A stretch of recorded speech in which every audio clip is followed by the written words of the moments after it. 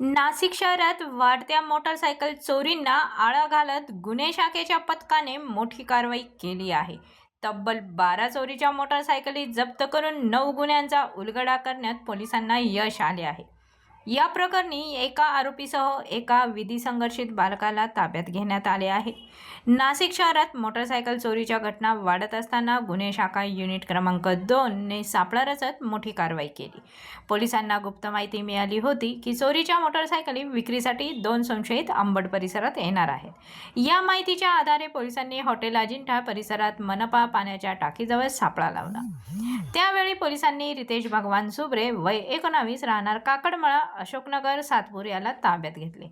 त्याच्यासोबत असलेल्या एका विधी संघर्षित बालकालाही पोलिसांनी ताब्यात घेतले. पोलिसांनी केलेल्या चौकशीत आरोपींनी शहरातील विविध भागातून मोटारसायकली चोरी केल्याची कबुली दिली. त्यांच्या ताब्यातून सुमारे 7,30,000 रुपये किमतीच्या 12 मोटारसायकली जप्त करण्यात आल्या आहेत. या कारवाईमुळे सातपूर, पंचवटी, आडगाव, गंगापूर उपनगर आणि ओझर पोलीस ठाण्यामध्ये दाखल असलेले एकूण 9 गुन्हे उघडकीस आले आहेत.